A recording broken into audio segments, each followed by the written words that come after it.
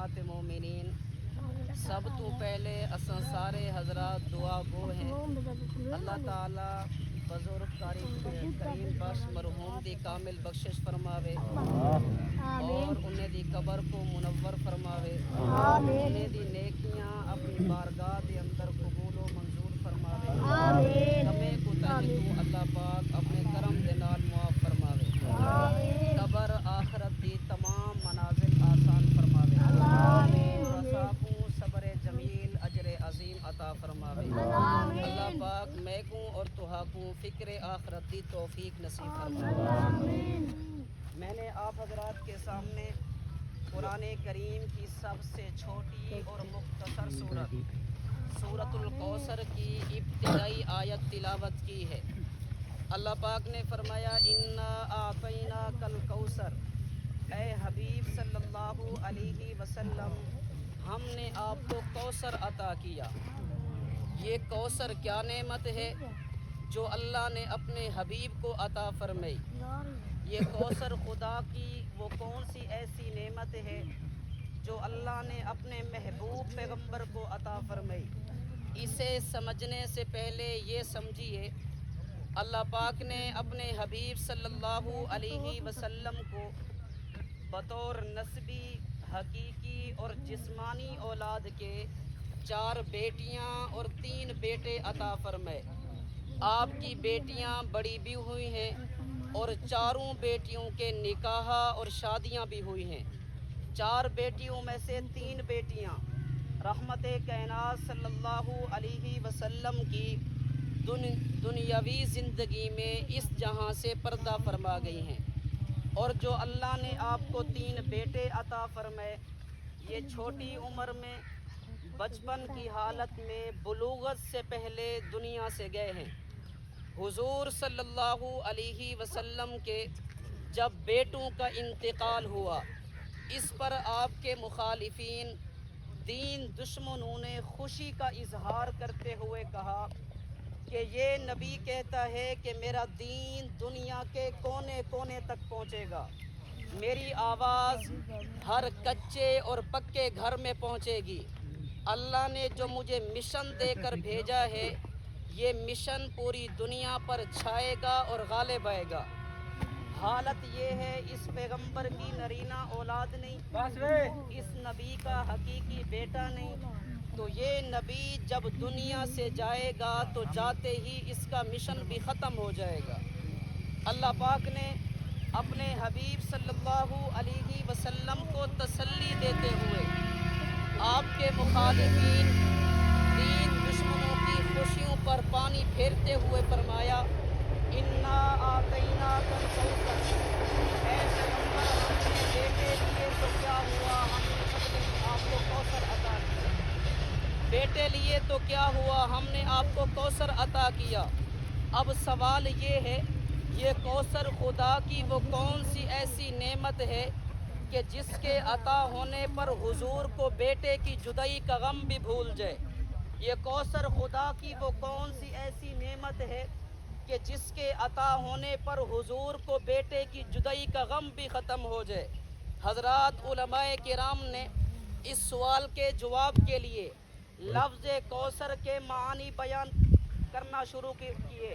حضرت امام قرطبی رحمۃ اللہ علیہ الجامع لاحکام القرآن میں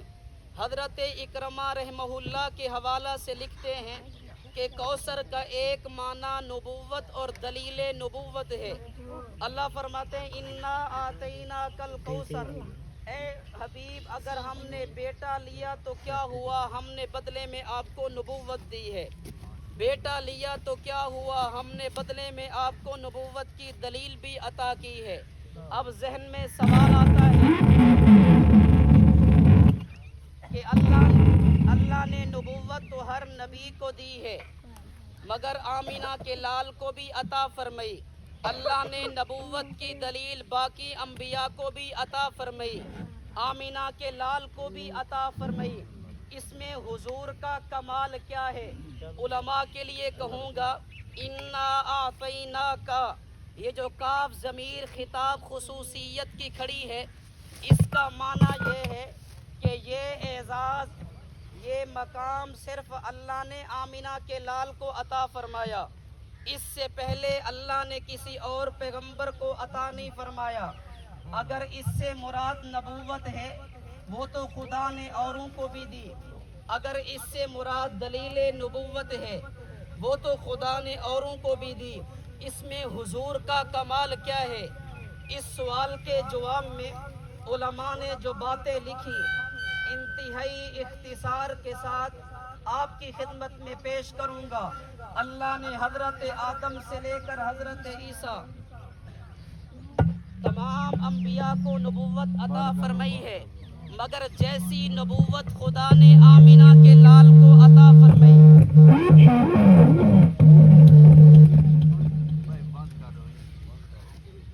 اللہ نے نبوت ہر پیغمبر کو عطا فرمائی، مگر جیسی نبوت خدا نے آمینہ کے لال کو عطا فرمائی، خدا نے ایسی نبوت کسی اور پیغمبر کو عطا نہیں کی۔ اللہ نے نبوت کی دلیل تو ہر پیغمبر کو دی ہے، مگر جیسی نبوت کی دلیل اللہ نے آمینہ کے لال کو عطا فرمائی، ایسی نبوت کی دلیل خدا نے کسی اور پیغمبر کو عطا نہیں کی۔ حضور صلی اللہ علیہ وسلم کی نبوت کی امتیازی خصوصیات، آپ کی نبوت کے امتیازی کمالات میں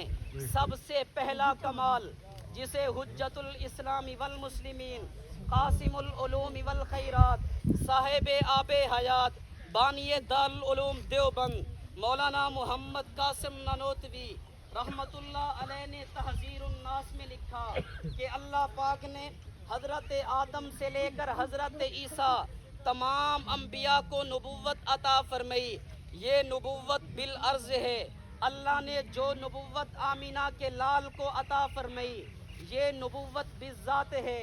جسے سمجھانے کے لیے حضرت نانوتوی کے پوتے حکیم الاسلام قاری محمد طیب قاسمی رحمت اللہ علیہ نے آفتاب نبوت میں لکھا کہ اللہ پاک نے آمینہ کے لال کو نبوت کا آفتاب بنایا، نبوت کا سورج بنایا۔ جس طرح ستارے روشنی سورج سے لیتے ہیں، ستاروں کی اپنی روشنی نہیں ہوتی، اسی طرح باقی انبیاء کی نبوت بھی بالذات نہیں ہے۔ جیسے آسمان پہ سورج طلوع نہ ہو، ستاروں کی ضرورت پڑتی ہے، اور ایک کی نہیں کئیوں کی ضرورت پڑتی ہے، لیکن جب سورج آ جائے اس کے ہوتے ہوئے کسی اور ستارے کی ضرورت نہیں ہوتی۔ آمینہ کے لال کے تشریف آنے سے پہلے اس دنیا میں ستارے چمکے، ایک نہیں کئی چمکے، لگاتار اور مسلسل چمکے، لیکن جب آمینہ کے لال کی نبوت کا آفتاب طلوع ہوا، جیسے سورج نکلنے کے بعد ستاروں کی ضرورت نہیں ہوتی، آمینہ کے لال کے تشریف لانے کے بعد بھی کائنات کے اندر کسی نئے نبی کی نبوت کی ضرورت بھی نہیں ہے۔ جس طرح میرے اور آپ کے خدا نے روشنی کے مراتب کو سورج پر ختم کیا، اللہ نے نبوت کے مراتب کو آمینہ کے لال پر ختم کیا۔